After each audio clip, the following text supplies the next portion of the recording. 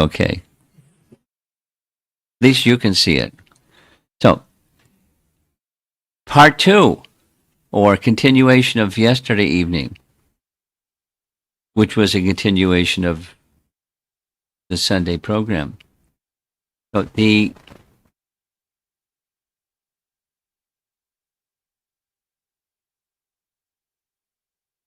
topic of Bhakti Rasa is continuing, and the first of the 4, Dasya, Sakya, Vatsalya, and Madhurya, 4 primary rasas or sthai bhavas. This is Dasya Bhakti Rasa. And of course, the most outstanding representative of that is Hanuman. So we're going to speak a little bit about Hanuman. Hanuman as an ideal personality to point to. Here's Srila Prabhupada speaking from Nectar Devotion. All of these subjects in the Ramayana seem very pitiable. That's a secondary rasa. Pity or sorrow or sadness and they may appear very distressing to the reciter or the audience, but actually they are not. Otherwise, why would Hanuman, the great devotee of Lord Ramachandra, read daily about the activities of Lord Ramachandra as described in the Ramayana itself? The fact is that any of the above-mentioned 12 transcendental humors of devotional service, everything is transcendently pleasing.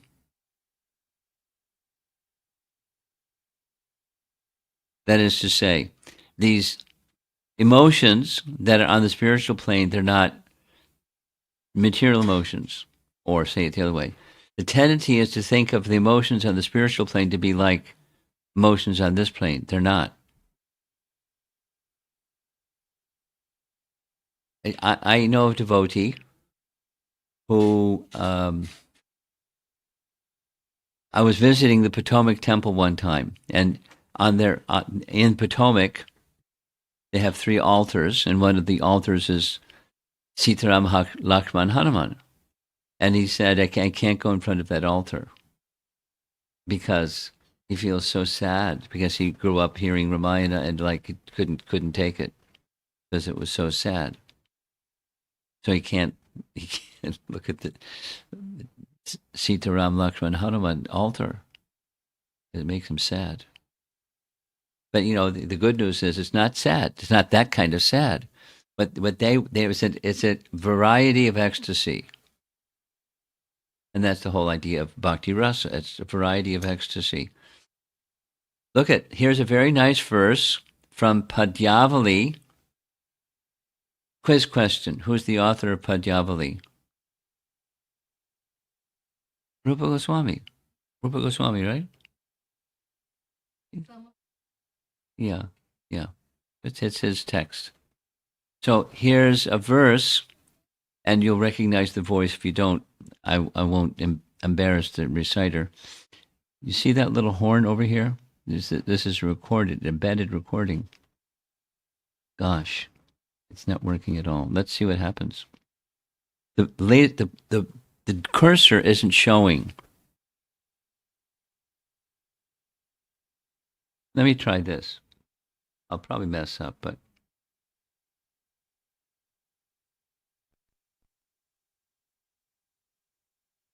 there it is. All right. So let's see what happens.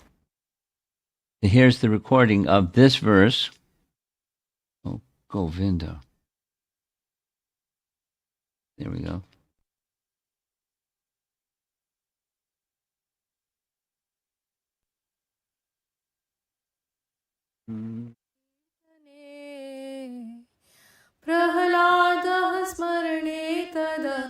Let's go back.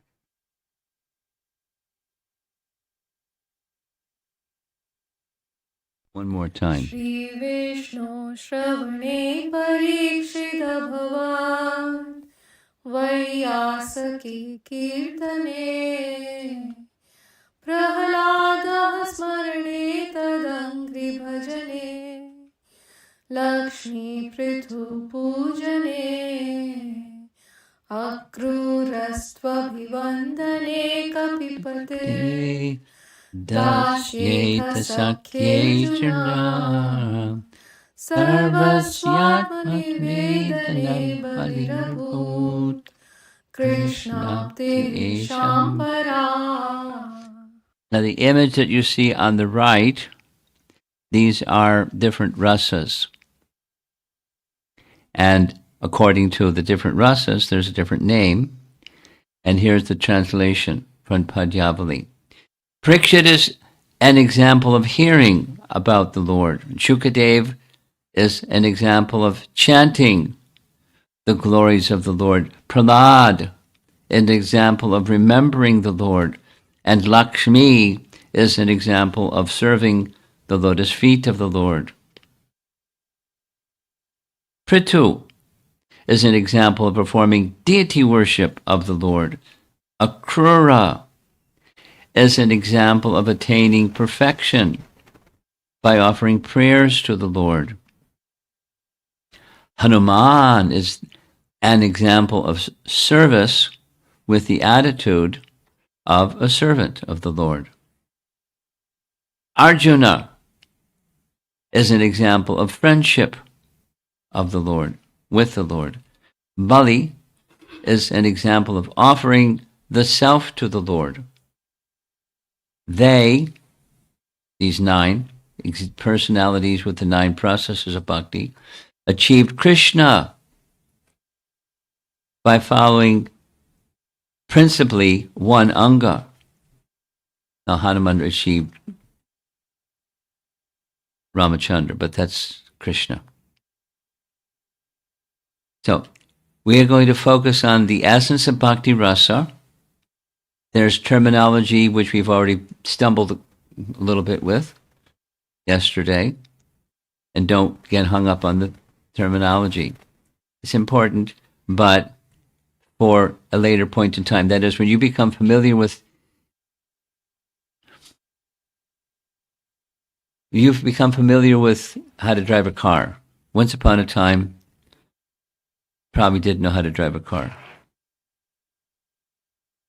And you started to drive a car, and it was like, she hasn't done it yet, but the day will come. One day, you'll learn. And it's awkward. Or riding a bicycle. Do you ride a bicycle? Okay. So riding a bicycle, it's awkward. But, after you become proficient in riding a bicycle, it's motor skills, you don't have to think about it. And then what to speak of, when you're learning about rasa, if you become familiar enough, and then you pick up this subtlety and that subtlety, and then there's further subtleties, and ujjwal and ilamani, your head will spin. And there's details and details, but it's rasa. Maybe a better example is cooking. And very, very expert cooks know how flavors can be modified by this and that and the other. And one who knows about cooking, by tasting the cooking, they can tell you what's in that preparation, what spices and what this and that. Just today I was reading My Glorious Master by Burijan Prabhu. And Prabhupada was visiting him in Hong Kong.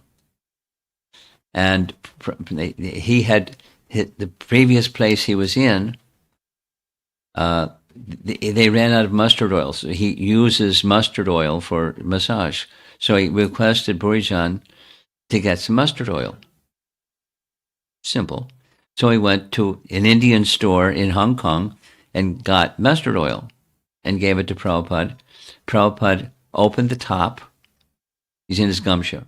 Opened the top, placed a little bit on the back of his wrist, and smelled and said, "This is not mustard oil."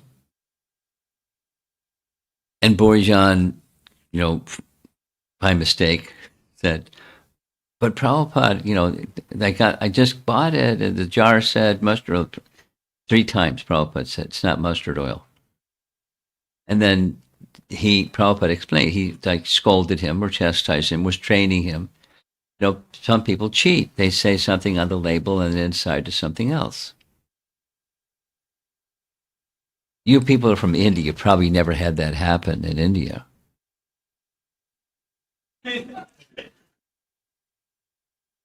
But there are vendors that don't tell the truth. It's not mustard oil. And then later, Borijan did some homework and found out he had been cheated, or he had been misled. His intention was good, but misled. So, at a later stage, we'll have the capacity to, by knowing and learning and hearing, and initially it's awkward, but eventually it becomes something that's very tasteful.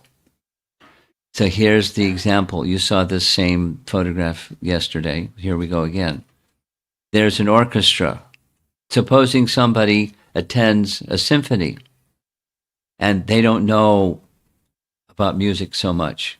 They make something, nice sound, but somebody that's very accomplished musician, very expert, this player, that player, the other player, and they know the other musical instruments. What to speak of a conductor that knows all the musical instruments. A good orchestra has refined taste to it. And there's much more relish or rasa in one who knows music well. Thinking of some persons in the room that know music well, and the experience for them is different. And there's an objective besides, you have more enjoyment or more rasa in reading transcendental literature where the descriptions are there of Krishna and Krishna's interactions with his devotees. But then it's also on the personal side. What's our relationship with Krishna? And refinements and embellishments and different moods at different times and different circumstances. So there's finer aspects of our relationship with Krishna also, that by understanding this science, which is a little awkward at first, for sure awkward, our own inclination towards Krishna becomes more clear. And then it can be further refined by hearing Krishna Katha. Because like using this example of the ingredients. Here's the ingredients example. No, we're not doing it. Different devotees have a different mood of service.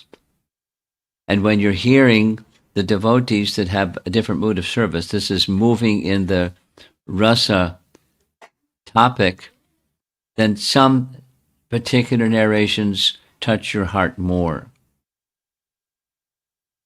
And it resonates with you. And then when you find that, make note, literally write it down, or make a mental note, and assess, read it again and read it again and read it again, and assess what is it about this that inspires you, or your mind becomes naturally attracted.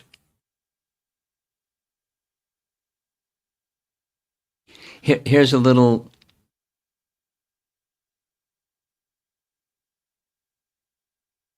Sometimes I'm hesitating to go there. Sometimes devotees would speculate, what's Prabhupada's primary rasa?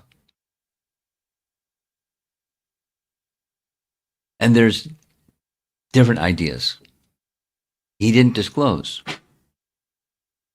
He gave hints from time to time, but he didn't disclose. He didn't even in most confidential dealings with different devotees. But there are many times when Prabhupada very much appreciated, but a transcendentalist can appreciate all the loving exchanges with Krishna.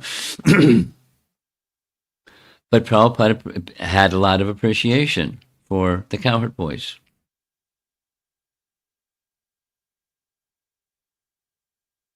And at the same time, Prabhupada had profound appreciation for the conjugal rasa. Anyway, I won't go there. That for us, rather than speculating what was Prabhupada's rasa, what's our rasa? What's that mood? And when you find something, then you follow that thread and read about it and treat it with as a special mercy that Krishna is extending to you. Keep thinking about it, being attentive in your japa, and then over a period of time, see if that continues, sustains, and something very special and precious may arise. And if it's not so, you leave it and move forward. But this is a very practical. These are steps that give some hint is given in Bhakti Rasamrita Sindhu. And study Bhakti Rasa. So from Bhakti Rasamrita Sindhu, there's two primary types of Dasya Bhakti Rasa. That's our topic for this evening. Two types. One, and when someone acts as a servant of Bhagavan, like Hanuman, who is serving Ram. And then serving Ram means serving the servants of Ram, but he was serving Ram. Or Bibhishan, or Lakshmana. You're going to have to be able to see up here. So I suggest you don't sit right there, because then you won't be able to see up there. There's lots of space, but you won't be able to see. Okay. Servant of Bhagavan. There's a nice Sanskrit phrase. Sam Brahma Priti. Or a second type of Dasya Bhakti Rasa. When a devotee is a child or younger relative of Bhagavan and serves Bhagavan just like a child serves a parent. Now this is Bhakti Rasamrita Sindhu. This is a division or characterization of two types of Bhakti Rasa. Hanuman is in the first category. Now it doesn't say who's in the second category. Who's in the second category? We'll find out. Yesterday, so this is the nomenclature again.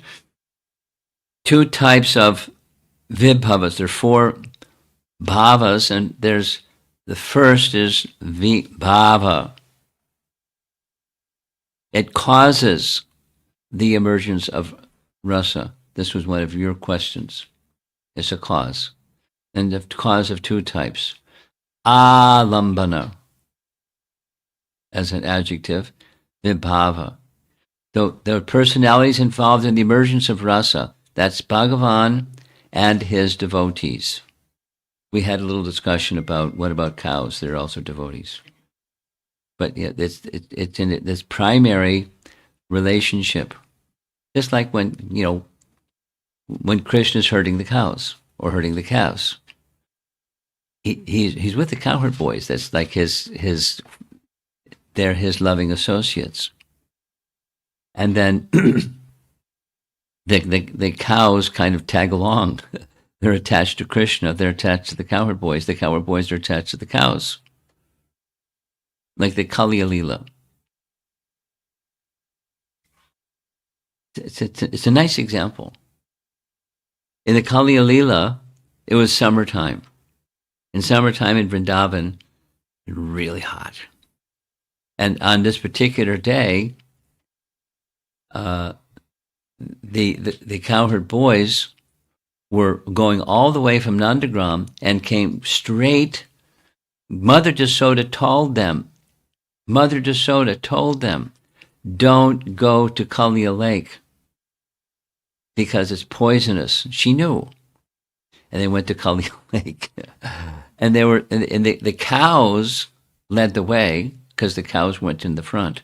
And the cows were so thirsty they drank from the water of the Kaliya lake, and they died. And when the cowherd boys saw the cows died, they wanted to give up their life because the cows were so important to them. They entered the lake also. They were also very thirsty, and they died. Not like just fell unconscious, they died. And then Krishna came along. They were ahead of him. Anyway, and Krishna saw the scene of the cows and the cowherd boys upside down, dead. So he glanced over them, brought them back to life. It's a really nice pastime. And then the cowherd boys were looking at each other like, what happened? Well, not like that he had become unconscious, but they, in their discussions amongst themselves, we died. How did this happen? We're back to life. The lake, poisonous lake, the notorious poisonous lake. No fish there. The birds flying over the fumes were so bad, they would fall into the lake dead. It was a notorious bad place. 8 miles long was this contaminated water area within the river, but like a lake. So anyway, there's details of how it formed a lake. That is, normally river water keeps moving, and so if there's something that shouldn't be there, it gets moved downstream. But this had a particular boundary-like facility so that the water didn't move freely. And so over the long period of time, became very contaminated. So back to the discussion of Bhagavan and his devotees. These are personalities directly involved in Krishna's a rasa in relation with Krishna, and then everything else that nourishes the emergence of rasa. So a little sharing. This morning, at 3:30 this morning, I had a Zoom call with the Chinese devotees because it's like 16 hours difference. So the topic was Shukadev Goswami. The topic, there's a series of topics of personalities from first canto Bhagavatam and starting with Shukadev. So when Shukadev was born and he left home when Krishna made his promise, you won't fall prey to Maya, he just left home. And Vyasadeva wanted his son, he knew his son was qualified. He wanted his son to become the qualified speaker of this Bhagavatam that he had composed. But he left. So he came up with a very intelligent and creative way. He sent disciples to go into the forest looking for Shukadev and just reciting verses. And one of those verses was from 10th canto, chapter 21, just describing Krishna with his peacock feather and the complexion of his body was like a karnikara flower, and playing upon his flute. And the description was so sweet, not material, that Shukadev Goswami, who wasn't attracted to anything material, became attracted to the description of Krishna's form. It's on the screen. Anything else that nourishes the emergence of rasa. Bodily features of Bhagavan. And it's a type of vibhava, udipana, it's a stimulation of that ecstatic love. Just a description of Krishna's form, or his pastimes, or his paraphernalia, his flute, etc. So that's what we heard yesterday, and now taking that principle and applying it to Dasya Bhakti Rasa. And this characteristics of the Dasya Bhakta, there's 4 characteristics. Again, this is Rupa Goswami. Well-behaved. Prashrita. Always ready to follow orders. Nirdesha Vasa. Varti. And according to their inclination, they're given services. They're trustworthy. Once they accept a service, they carry out that service. And they're aware of the position of Bhagavan as their master. And they're always, before their master, they remain in a humble mood. These are 4 characteristics of Dasya Bhakti Rasa. So, for example, because Hanuman is our primary example, here's a nice verse from Brihat Bhagavatamrita. Even though liberation destroys the bondage of material existence, Hanuman says, I have no desire for liberation. If I would forget that you are the master and I am your servant. Now there's many, many places where that same mood or statement is made. Probably some of you can think of some nice examples. I'm thinking of some nice examples. When the personality of Godhead offered to Prahlad some benediction, the reply was, please don't tempt me like this. Because there's nothing between you and me other than I'm the servant, you're the master. That's it. Dhruva similarly. Dhruva had engaged in Vishnu Bhakti because he wanted a kingdom. He not just wanted a kingdom.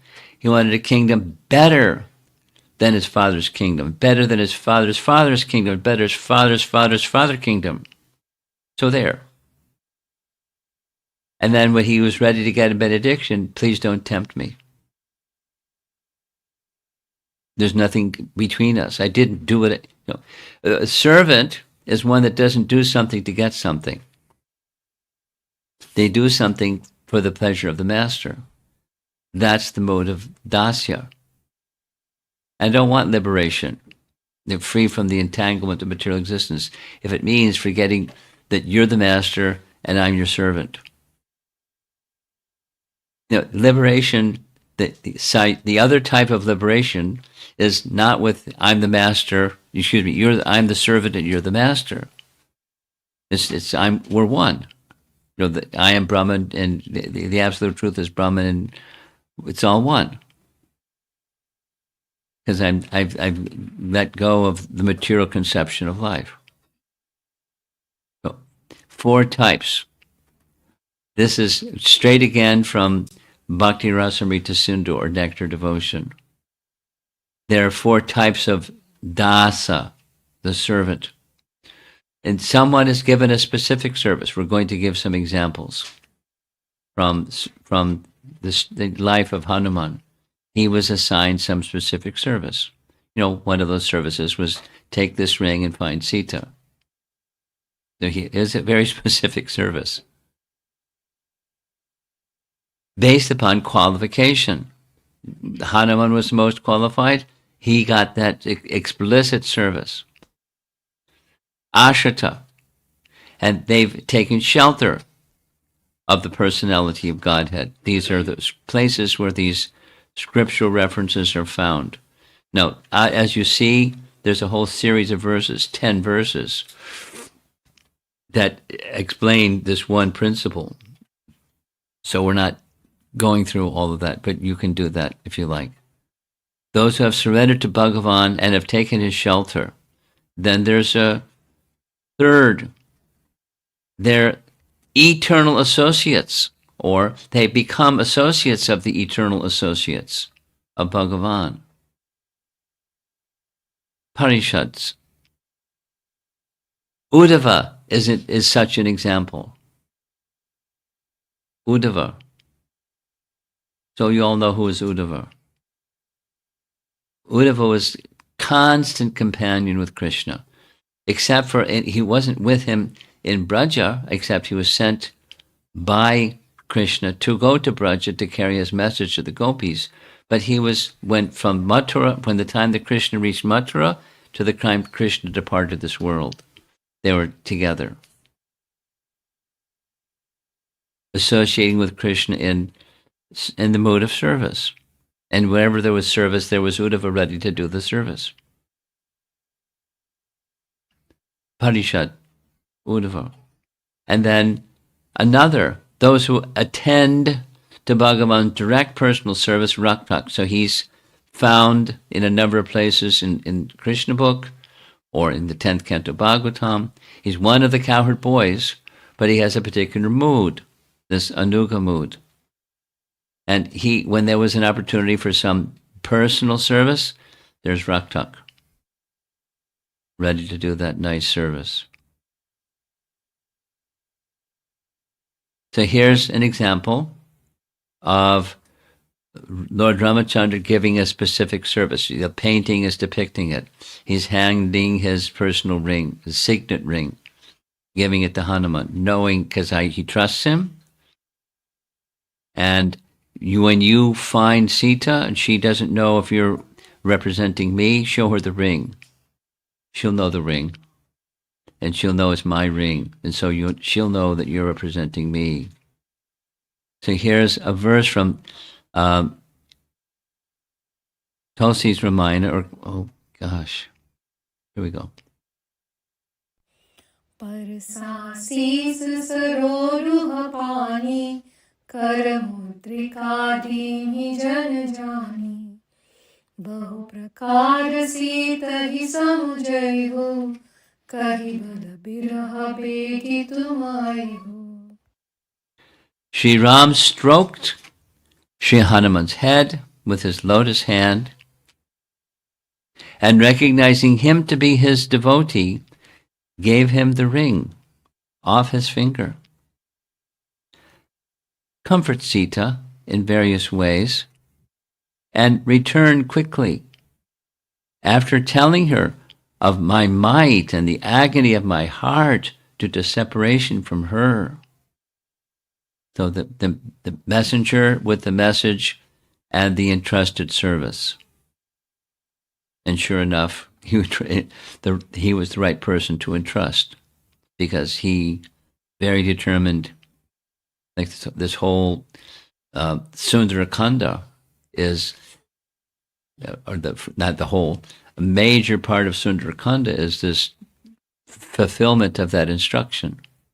And despite distractions and obstacles and this and that and the other thing, he stayed fixed on the mission and knew how to deal with different obstacles and circumstances and how to very expertly not startle Sita, because the very scary situation she was in, and how is she going to trust him?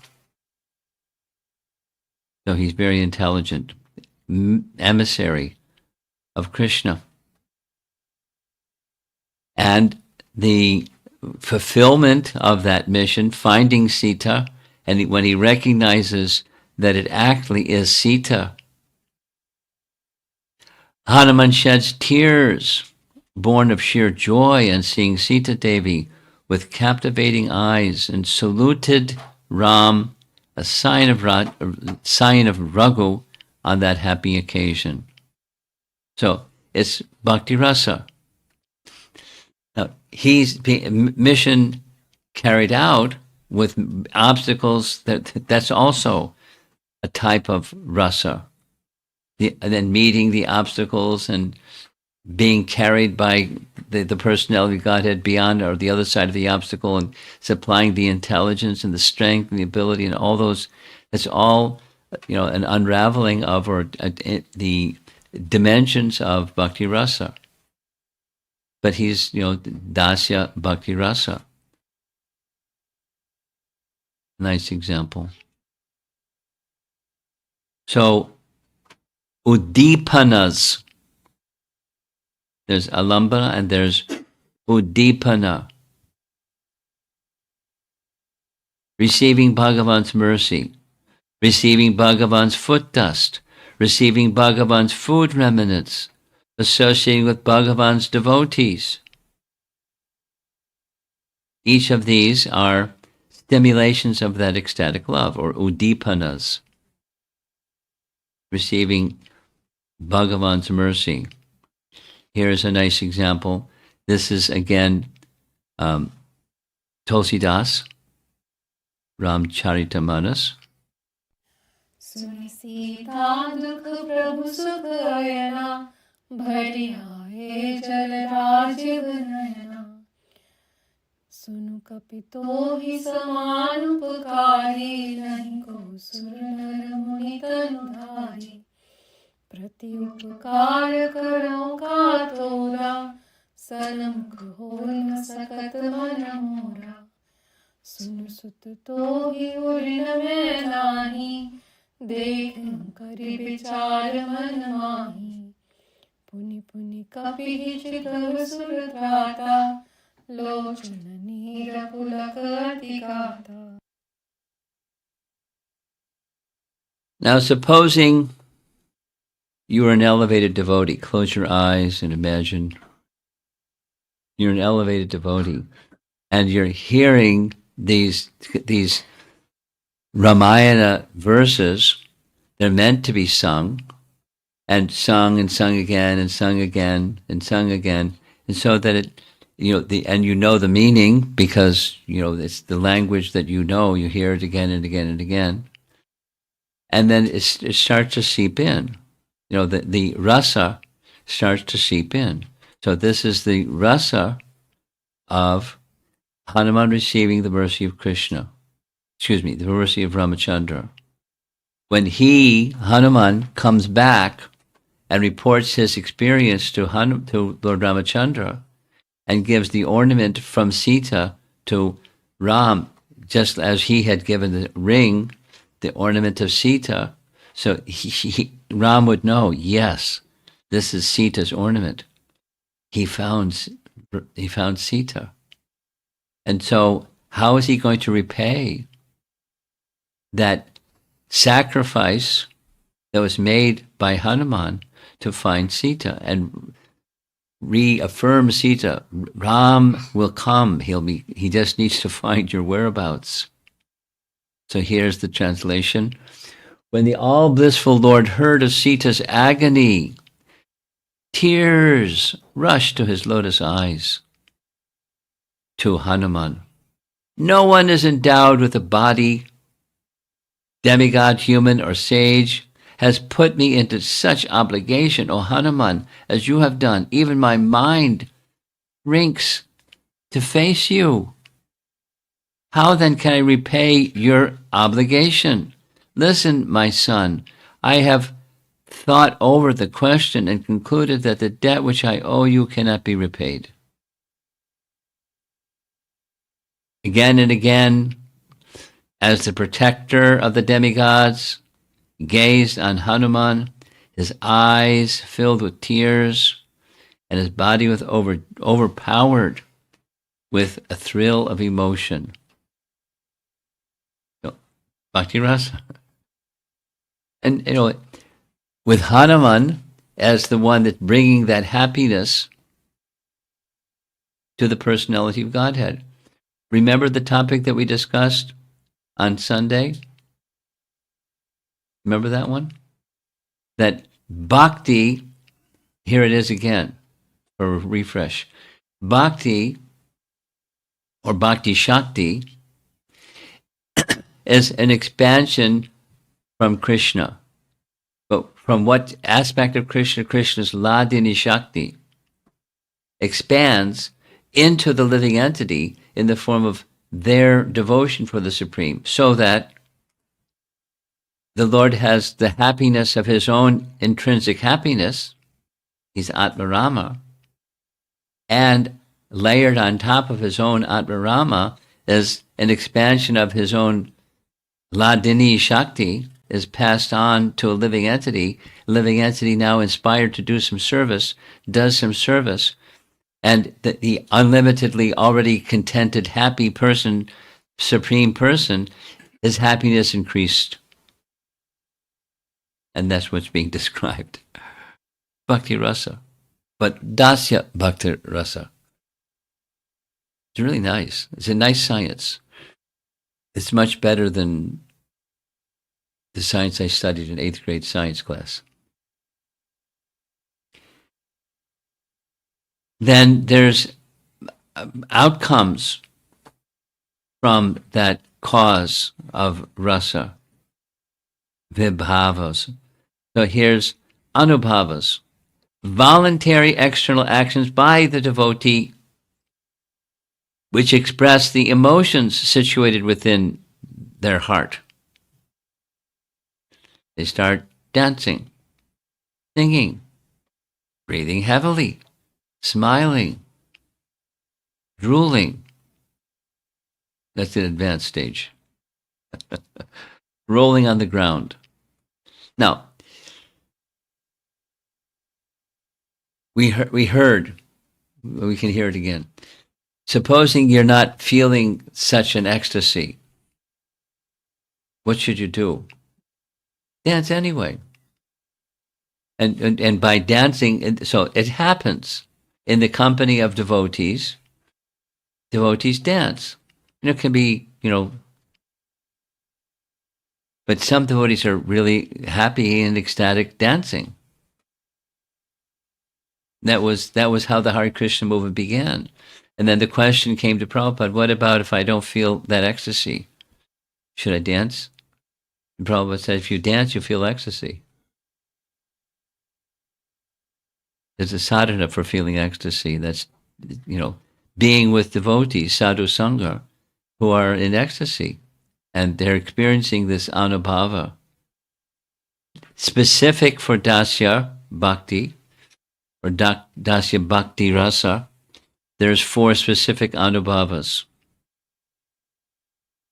Being completely absorbed in serving Bhagavan according to one's capacity, always. Always, always, always, always, always. Vakreshwara Pandit, is that a nice example? Some of you know from Chaitanya Charitamrita, there was a nice devotee, one of the Lord's eternal associates. His name was Vakreshwara Pandit. He was an expert dancer. Expert means he would dance and dance and dance in ecstasy for 24 hours, leaping in the air and twirling and, but not just like, display of his showmanship, but he was in ecstasy. Vakreshwara Pandit. So associate with Vakreshwara Pandit and you'll start dancing. Prabhupada had a disciple named Vakreshwara Pandit, Das, and he was a really good dancer. He was a good kirtan performer too, but he danced and danced and danced. And when he danced and danced, everybody wanted to dance and dance. To be with Vakreshwara Pandit dancing and dancing.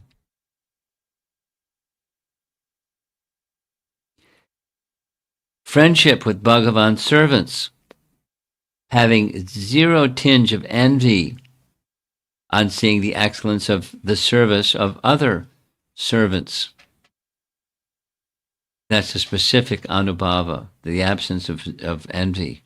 Being fixed in the mood of loving service. So these are, according to Bhakti Rasamrita Sindhu, these are characteristics of anubhava for the Dasya Bhakta. Here's an example. He, Hanuman, had no envy of Bharata. He had great admiration for Bharata. Although Bharata was sad, more than sad, he was despondent because of what his mother had done and sending Ram to the fort for 14 years. And he was disgusted. And then he was determined to bring Ram back, and Ram said, no, we have to follow the order of our father. I can't come back for 14 years. So he was double sad. But then he did what he did. So we're going to hear what he did. This is what he did. And when Hanuman found him, because when it was time, the 14 years were over, Ramachandra is in the Vimana flying back to Ayodhya, Pushpaka Vimana, and he sent Hanuman ahead, supposing after all these 14 years, Bharata is now attached. Fantastic. Let him become the king. Let him remain as the king. But find out if that's the situation. And if so, fine.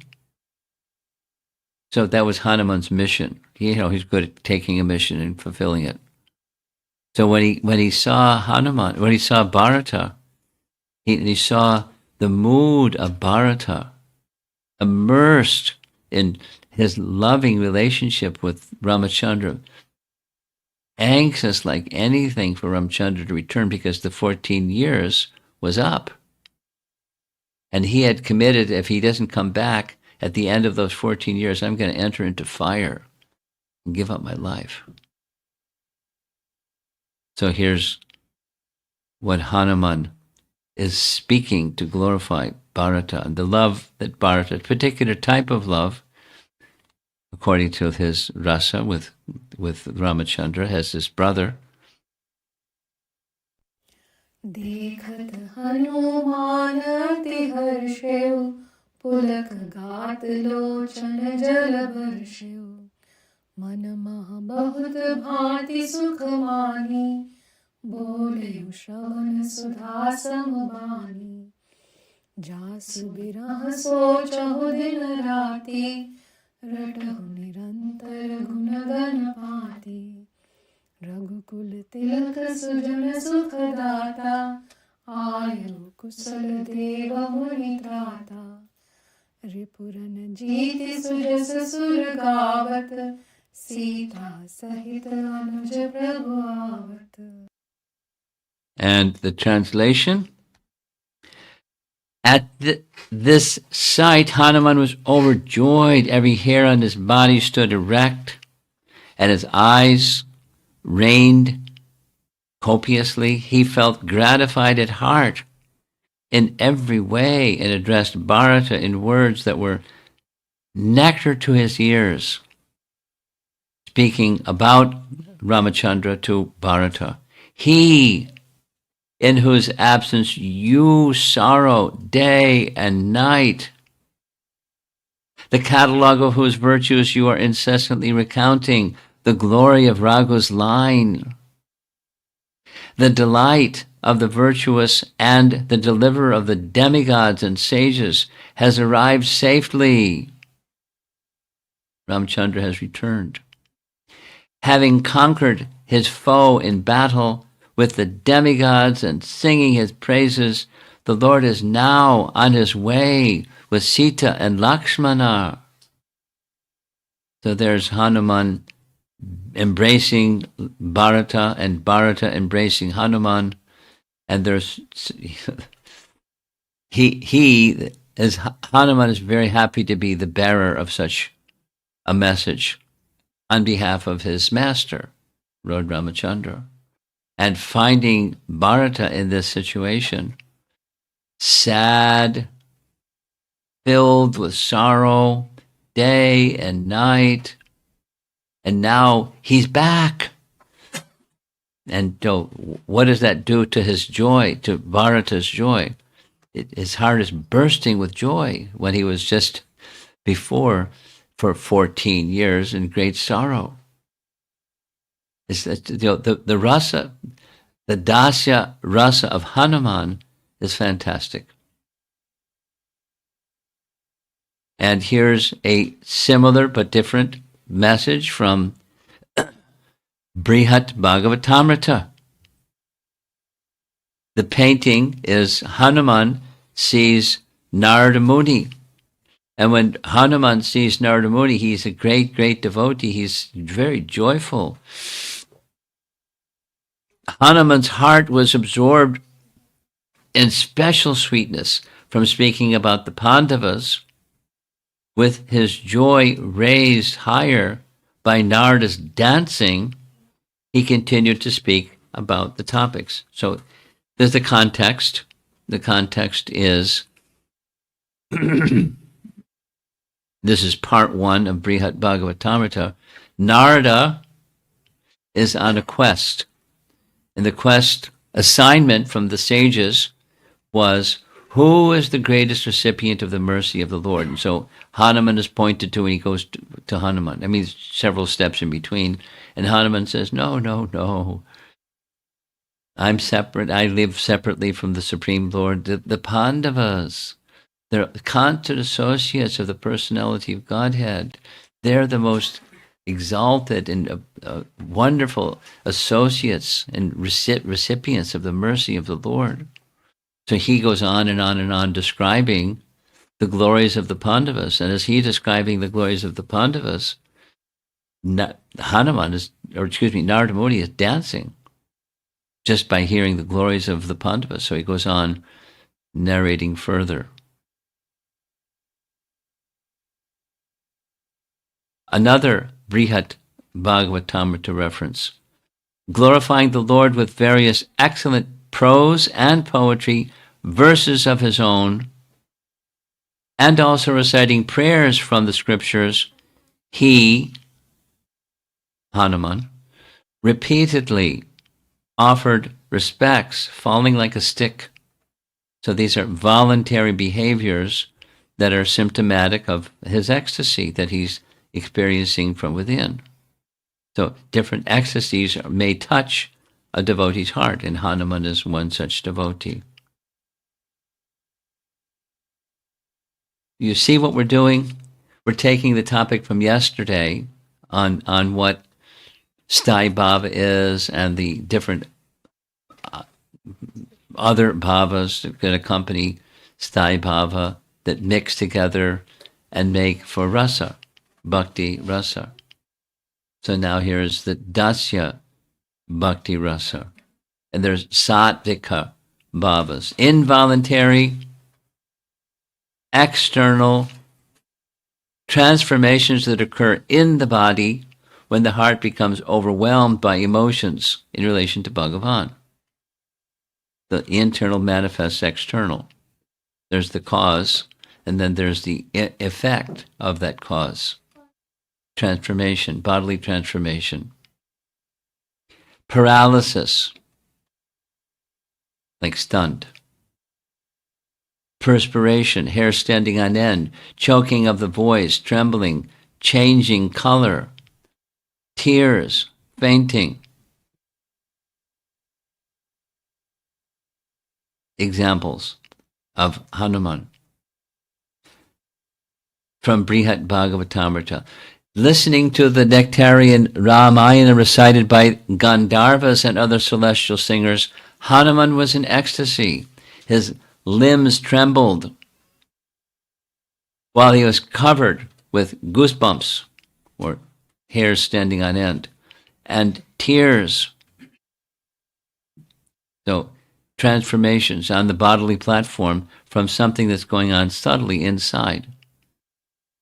And then vyabhachari bhavas, voluntary or involuntary, internal or external, actions or transformations that provide distinct contrast to sthai bhava, yet nourish it. What's that? Self-disgust, feeling remorse, thinking oneself unqualified. No humility, but expressions like that. Epilepsy, sickness, fear, joy. These are symptoms that you look at them from the material lens or on the material platform, and it's a material emotion, a material event. But where do those material events and emotions come from? From the spiritual platform. And devotees like Hanuman may exhibit some of them. Here's a little example. Vyabhachari bhavas for Dasya Rasa, there's 33. We heard this yesterday. And only 24 are suitable for Dasya Rasa. And here's the list. 3 plus 3 plus 18. 6 plus 18. Makes 24, right? Good math. that right, Matt? You sure? Okay. Union with Bhagavan. 3 types of vyavachari bhavas. Pride, joy, steadiness. When there's union with Bhagavan, then the bhakta, the Dasya bhakta, may experience joy or pride or steadiness. Or when there's separation from Bhagavan, there's 3 categories of vyabhichari bhavas. Debilitation, sickness, death-like symptoms. That's extreme, but they're BB. And then remaining 18 manifest in either one. So here's a nice example. See, that's a very nice illustration. Hanuman looks really sad. And he has been unable to find Sita. And he searched, and he went here, and he went there, and he searched, and he couldn't find Sita. So this is Brihat Bhagavatamrita. Prahlad speaks to Narada Muni. It was Hanuman who encouraged Mother Sita. And by the Lord's order, this Hanuman, the one true recipient of his master's favor, still lives in this world, though unable to bear separation from the Lord. That is to say, now that's an ecstasy. But when Ramachandra returned to the spiritual world and took with him all of his associates, he told Hanuman, stay behind. No, he wanted to go. It's like, a little bit, not the same, but a little bit like Krishna saying the same thing to Uddhava. Uddhava, take me with you. You're going to leave. Take me with you. He didn't exactly say that, but it was mood. And Krishna understood, and he said, well, I've got some service for you. One of the places that I didn't go during my pastimes, I didn't see Narayan Rishi and the sages in the mountains. So please go and you be my emissary in my behalf, you give my association. He didn't say no, but it was no. So he's feeling separation. He wanted to be with Krishna. Hanuman wanted to be. So there's another side to that same mood, and that was he's in ecstasy, just singing the glories till to the end of the day of Brahma. So there's a sadness and there's an ecstasy. That initial painting is he's just chanting the glories of Lord Ramachandra, and he doesn't need anything else. He's got his associates. He's got his musical instruments. He has the thought of Ramachandra. He's blissful. But there may be another turn the dial a little bit, and he's feeling sadness and separation. That's what it's being described here. Or Nirveda, self-deprecation. If I were the Lord's servant, then why would he forcibly abandon me when he took with him to his spiritual kingdom his dear devotees, including Sugriva? Because Hanuman, was the minister of Sugriva. And he took Sugriva, but he didn't take me. And all the residents of Koshala. So it's not self-centered, it's an emotion centered on the lovable personality.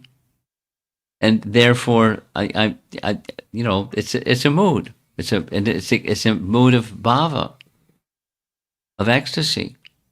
Self-deprecation, mood of ecstasy. Sounds like a contradiction. But it's not. And in the realm of transcendence, there are such things that appear material, but they're not material. Here's Hanuman contemplating suicide. If I do not find Sita, Janaka's daughter, I shall enter the waters for good. So one description is enter fire, and the other is enter the water, drown himself. For this way of departure from this world has also been recognized by the rishis or seers. Such is my belief. So that's an ecstasy, contemplation of suicide. But he didn't, and it's not. It's a swing in the direction of very intense separation and mixtures of emotion, wishing to fulfill an instruction and being unable to fulfill the instruction.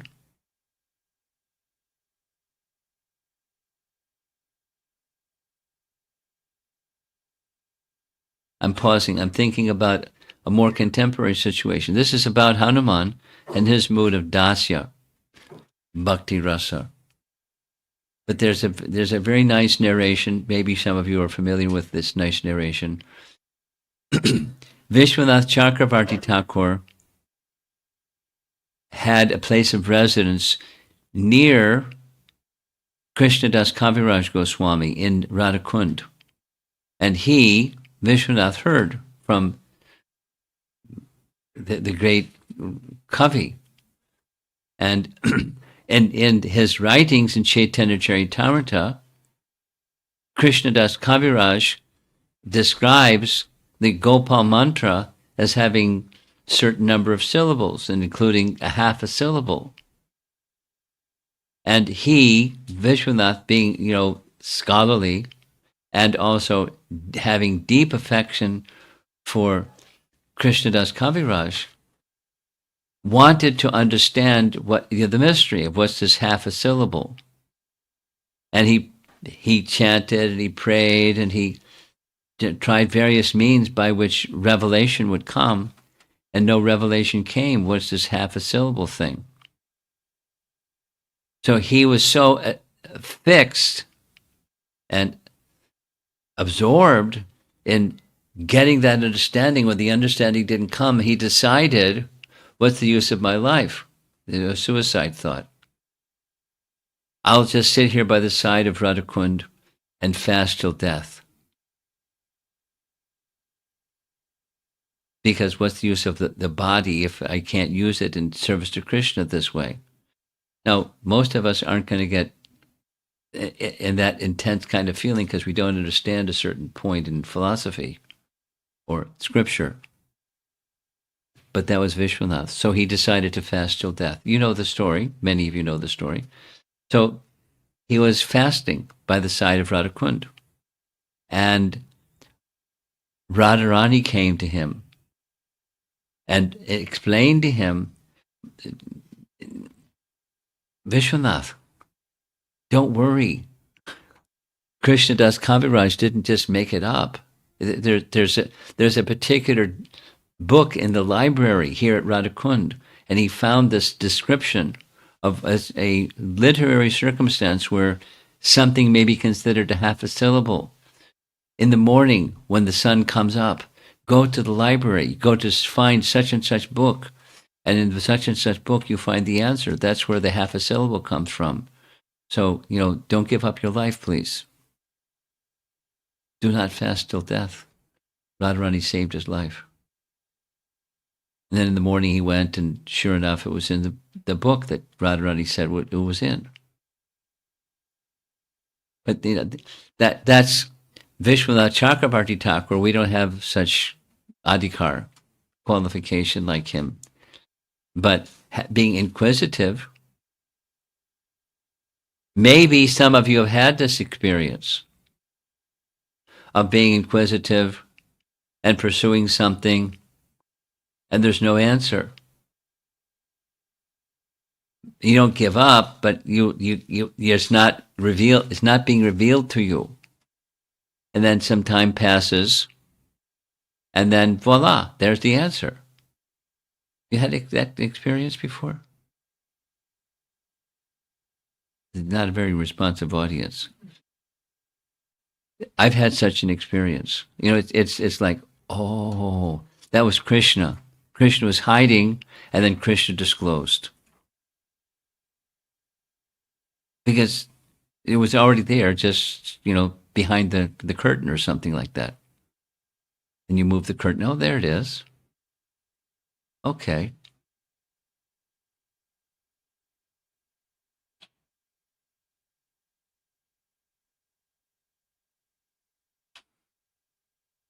So Hanuman has such a mood.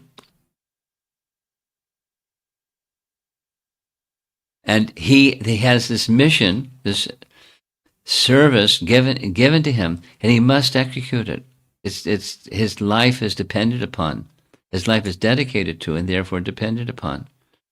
So here's some recap on Staibhava. So Staibhava is the yogurt before the condiments go in it, their ingredients go in it, and then there's the ingredients. So now we're going back to Staibhava, the unflavored yogurt. Staibhava is the primary pleasurable mood of bhakti towards Bhagavan. It's already there. It's within the heart. And when the heart becomes softened, it makes the heart soft. And when it becomes more prominent or accentuated, it becomes revealed.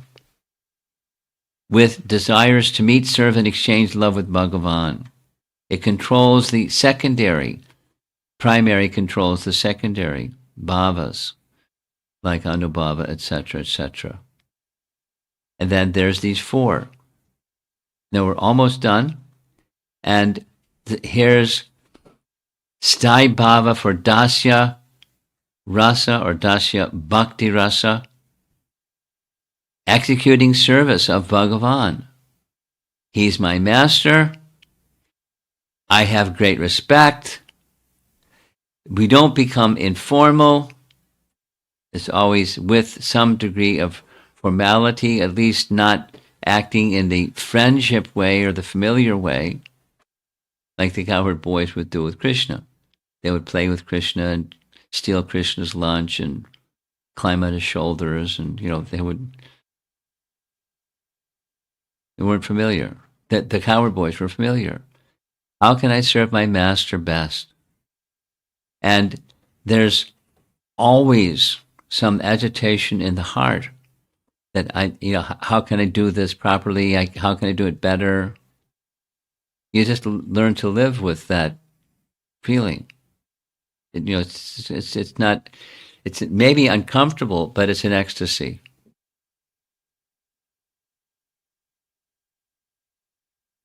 And from Valmiki Ramayana, here's a description of the Staibhava of Hanuman.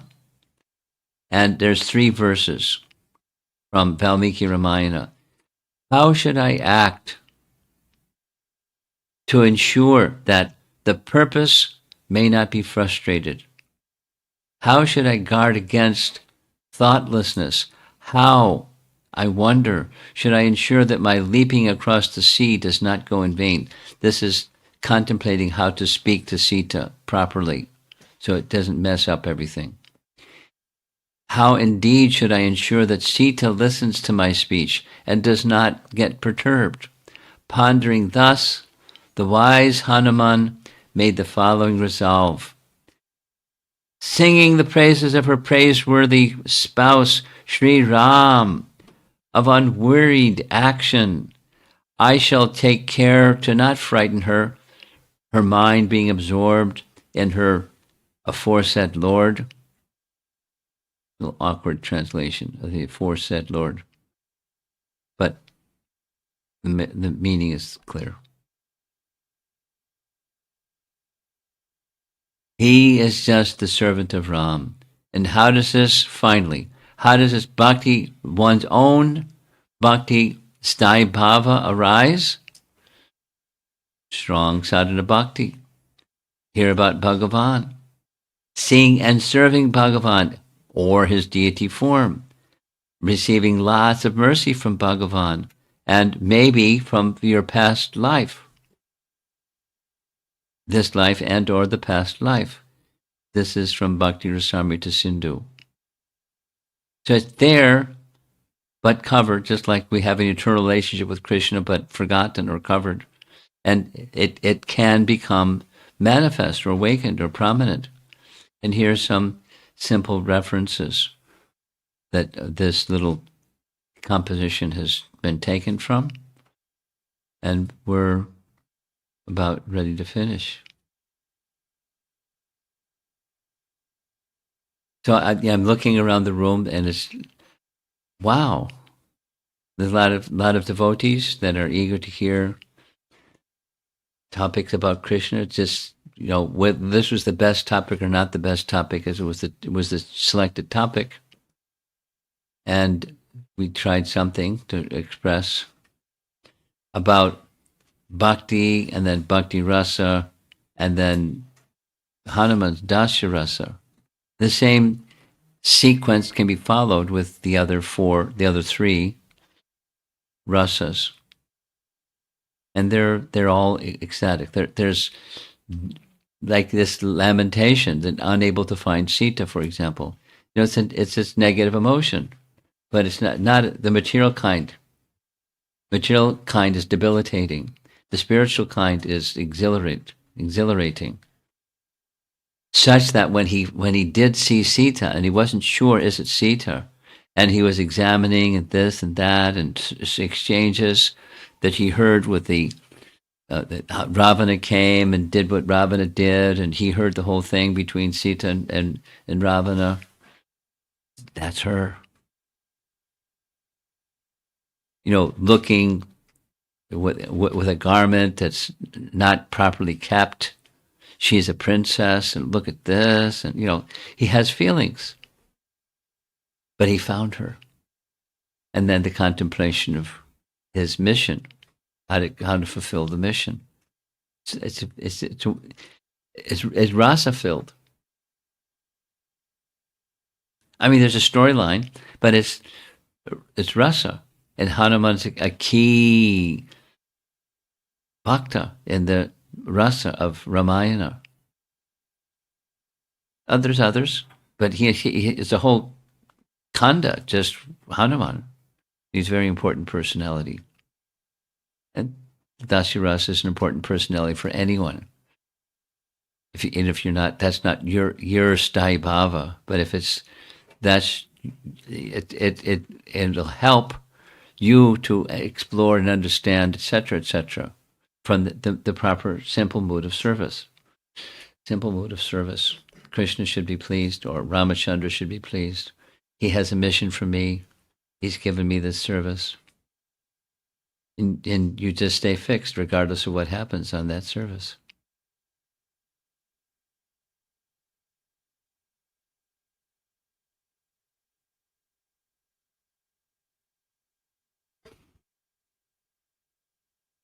Okay, I'm going to end. Let's see if there's some discussion.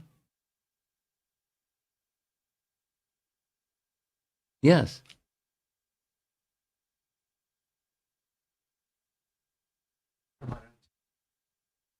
Thank you for a very sweet class. Hearing the mood of Hanumanji is always very inspiring. Thank you for that. Although it is like you did touched upon on slide number 36, definition of Rasa. Can you please elaborate a little bit more the difference between Sakhya and Dasya Rasa? Because Arjuna also acted on the instruction of Lord Krishna. Uddhava also acted on the instructions, but one is considered as a friend, another is mentioned as Parisad or Rasa. Okay. I mean, it's like a nectar devotion question. It's fine. It's fine. Mixture of rasas. They're mixtures. So it's not, there's this bucket, and there's that bucket, and there's that bucket, and there's no fluidity between this bucket and that bucket. It's this or it's that. So it can be some, where it's compatible, there's some compatible. So there's the persons that you mentioned, Arjuna and Uddhava and others that have friendship with Krishna, that it's not like there isn't the mood of being the servant of Krishna. It's just it's layered, you could say, or it's a mix. It's not. I'm only your friend, and I won't do any service, please. It's it's a blend in a wholesome way. They like for example, when Arjun didn't want, and when Krishna explained, he was ready because Krishna wanted. That's it. Now, you could say, did he want as a friend or did he want as a servant? Or did he want as both friend and servant?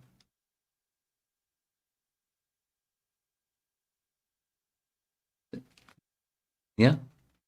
The prominent is one, his friendship. But there's also the mood of being the servant. And when Krishna indicates, he's ready. Okay? And that's the servant. The indication from the master, that's it. Others?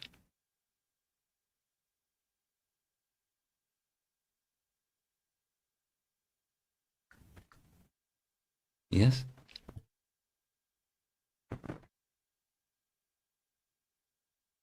Hare Krishna Maharaj. I go. I was just trying to understand the definition. It's a voluntary action. Yeah. So what's the difference between somebody is that versus somebody literally because of What does involuntary dancing mean? They got a twitch, and so they start dancing? but specifically for dancing, maybe I can't obey. Ah, so following vintis of sadhana bhakti. That's an external voluntary behavior, but it may not be born or arising from ecstasy. But by the sadhana, it may become, there may be feelings connected with the sadhana. That's a nice example. When new people, let's say, mom and dad are trying to teach their son or daughter to pay obeisances. So they pay obeisances. And the son or daughter sees them paying obeisances, and so they may pay obeisances. Sometimes parents take the head of the child and push it to the ground, like they go.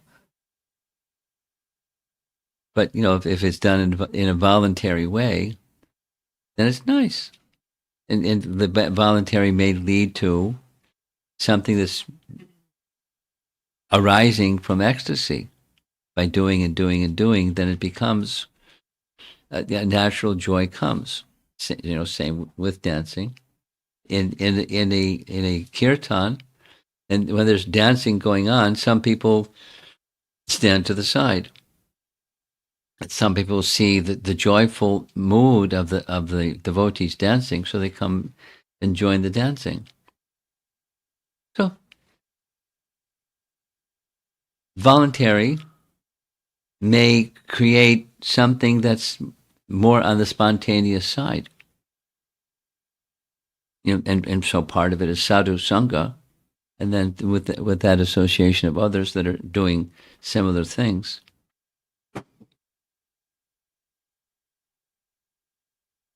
Deity worship. A child may watch their parent or someone, an adult, somebody, doing deity worship, and they want to do. It's voluntary, but they want to move their hand like they're ringing a bell, and move their hand like they're offering some incense. And anyway, yeah. There's imitative that can become very, very natural and thus voluntary in that sense. Without the fullness of realization, but sadhana and practice. When it's purposeful and it's proper, it's in alignment with standard activity, then purification will come.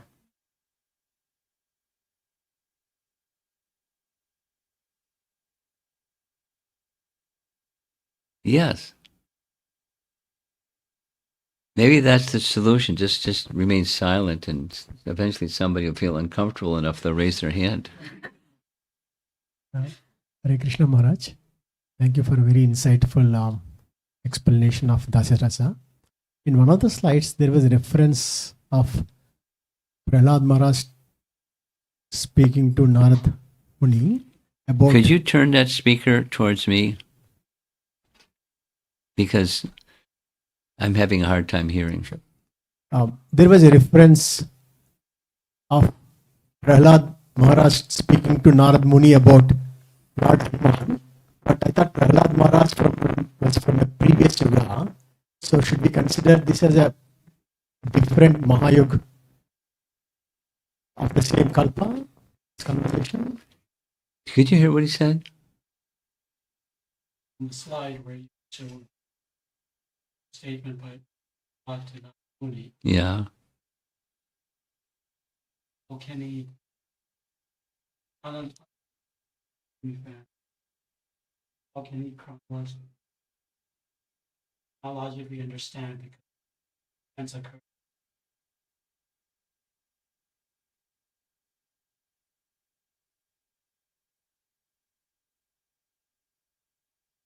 Well, no problem.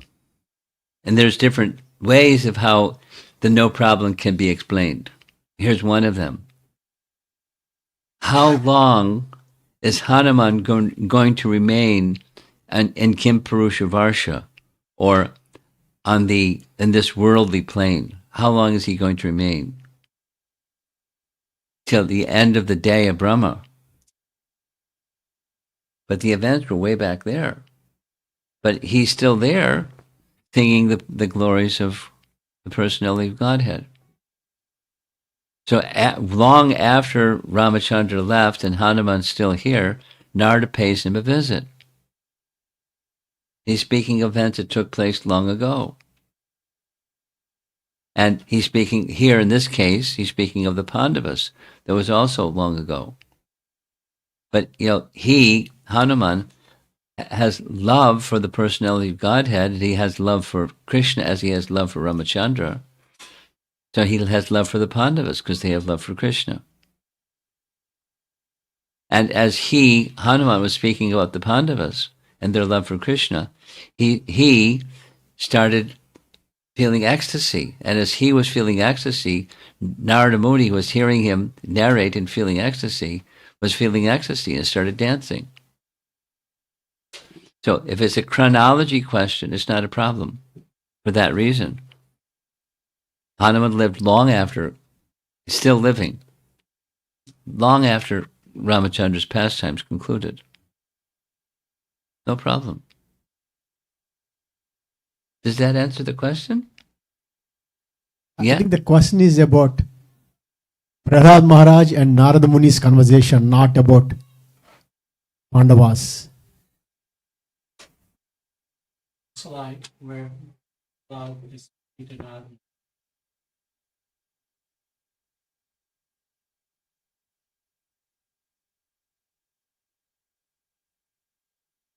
I'm not sure which slide he's speaking about. Which slide is he speaking about? Prahlad Maharaj, to do it again. My brain is not connecting. So Narada Muni or find of Hanuman.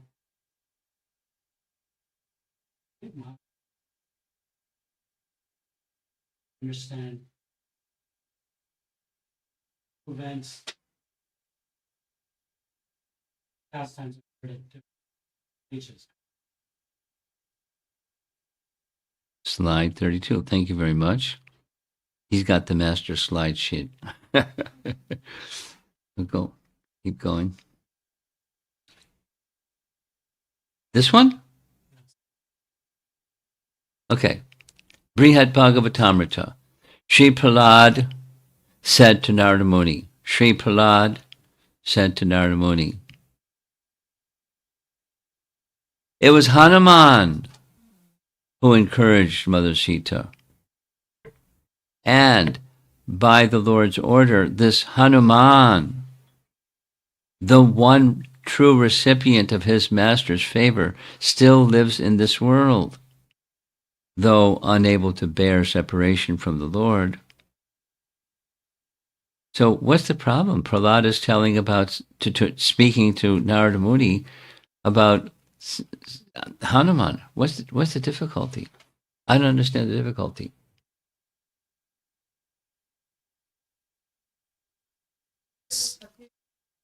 Yeah. So, my understanding was Prahlad Maharaj was in Pratyug. Prahlad Maharaj is what? Prahlad Maharaj was in Satyug. Okay. And Hanumanji from Treta Yuga, which is after Satyug. Oh, that's your wondering if it's question. Mahayuga of the same Kalpa. Okay. So then, it's the same thing. Which Satya Yuga, out of how many Yuga cycles, which Satya Yuga?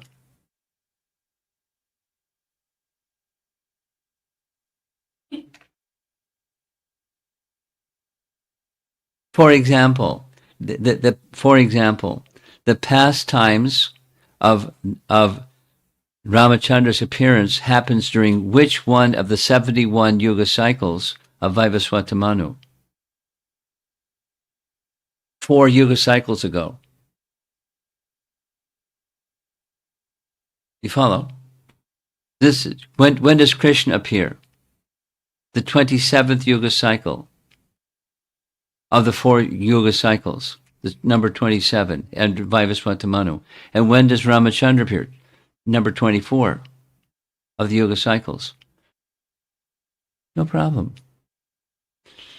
So I don't have the answer specifically. Which Yuga cycle did Lord Nrsimhadev appear and then rescue Prahlad of the 71 Yuga cycles of Vivaswata Manu?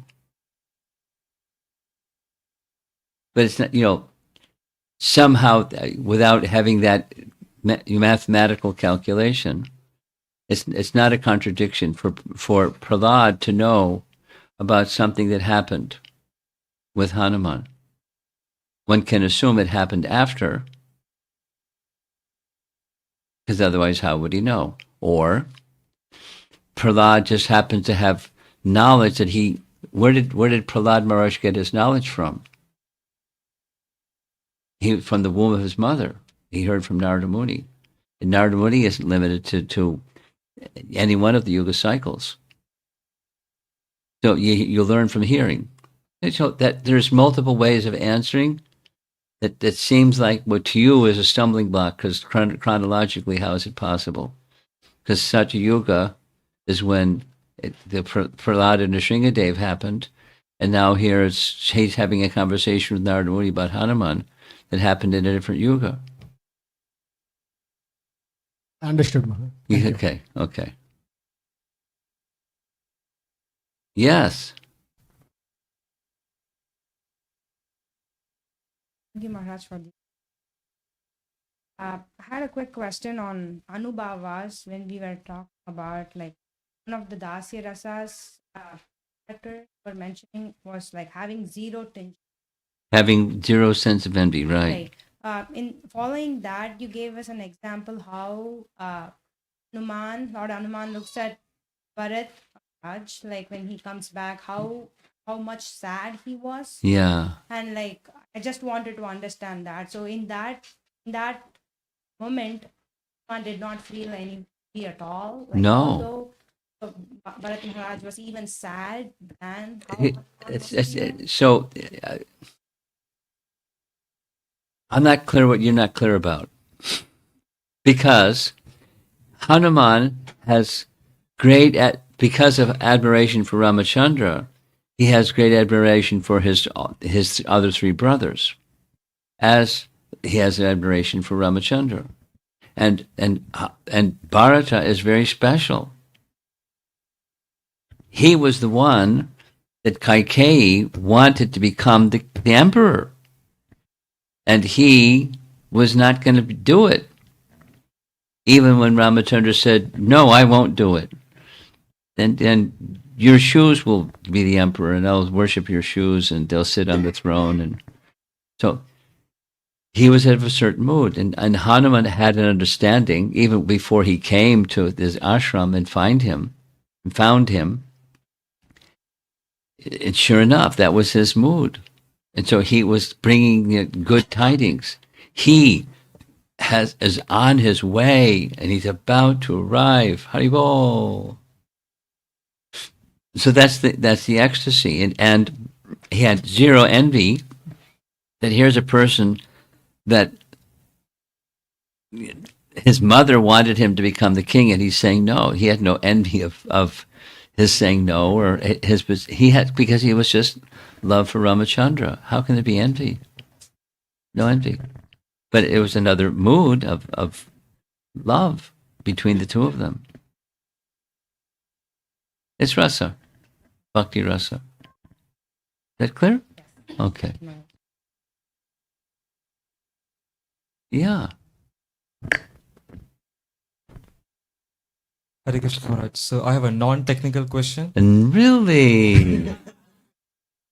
In the beginning of the class, you were talking about how we can, find our connection or mood. And there was one comment made that we should listen carefully, see what touches us, make Yes, meaningful yes, research yes. about it. I was thinking, a worldly fictional tale will catch my attention much more, and I will, look forward to it. Whereas topics like this, I understand listening to lectures that we should listen to Katha. We should, it's out of duty and recommendation. Okay. I'm thinking in terms of more practicality. Is it like repetitive, like repeating, like reading it numerous times does the job? I'm trying to say, like, how can I look forward to it more, and Okay. and is there something I can do to accelerate the process? Well, I'll give you two answers. One answer, speak to Parma Karuna about this. Because he's immersed and you're not. And there's a reason why he's immersed. And one of the reasons is Rupa Goswami. And Rupa Goswami is holding keys to the heart. And if you have those keys to the heart, you can unlock your heart in a way that you won't without those keys. So it's not just duty, it's a key to enter into what Lord Chaitanya came to give. A principal person through whom he came to give was through Rupa Goswami. So I like you, it's not like sawdust, but it's not juicy either.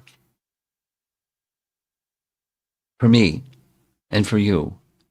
But there's a reason why it's there. And it's why Rupa Goswami gives emphasis to it. And my gosh, there's volumes and volumes and it keeps going. So there's something to it. He's not wasting his time or our time. There's taste. And so it enables one to have a taste for Bhakti Rasa through those keys.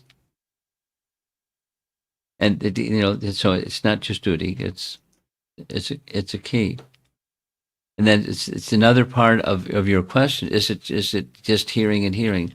Well, if it remains just hearing and hearing, then it remains dry or not attractive. But those things that you are attracted to, let's just say whatever those things are, studying Bhagavad Gita or hearing Krishna book or something, just hearing the pastimes of Ramachandra, that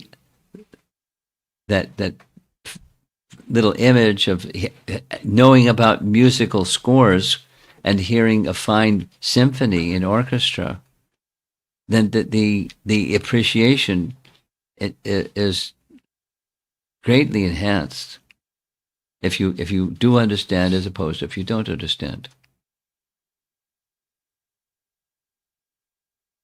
Using the music or orchestra or symphony as an example.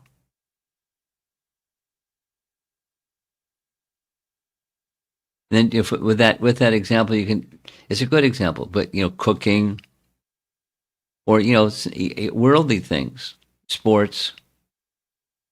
There's all kinds of sports, and people that become knowledgeable in this sport or that, swimming or this, something, and then they get into it.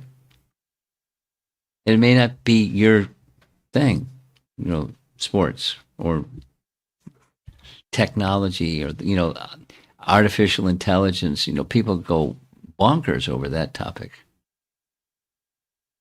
Some people don't really have a real attraction or affinity for that. Some people do. And that there's some advantage for those that have to hear.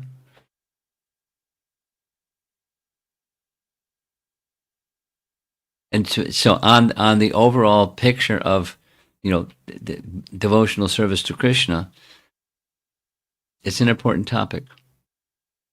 That even it may be like sawdust or not attractive, chew it anyways. and then your appreciation of what's being narrated in the pastimes or whatever else, it becomes more attractive. Okay. There's a question online. And this is going to be our last question.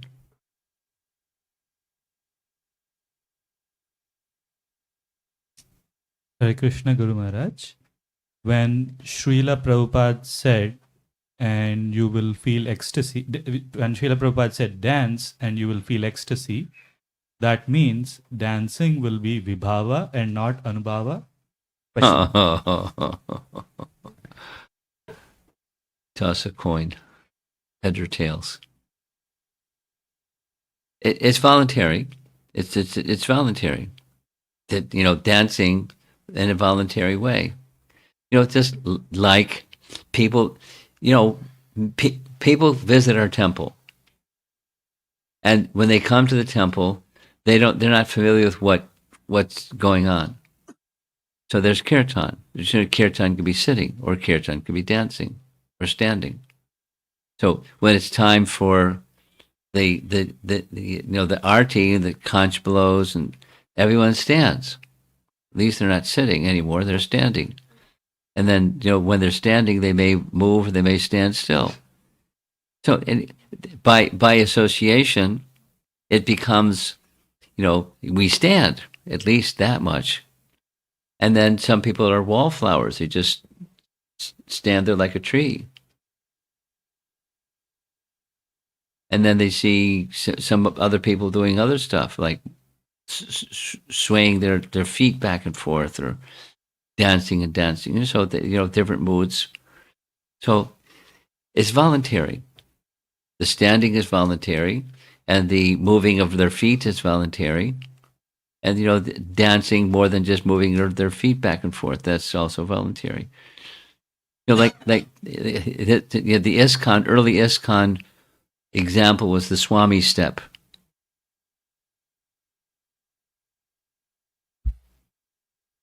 Right foot, left foot, right foot, left foot. You cross over the right foot, you cross over the left foot. And that was the Swami step, and people learned the Swami step. I mean, that's when I joined the Hare Krishna movement. I learned the Swami step. I didn't even know what that meant, but I learned it. And then it leads to the next thing, depending upon the individual. And some people like to just stand. And some people like to do the Swami step, and some people like to dance. Some people are pretty wild when they dance too.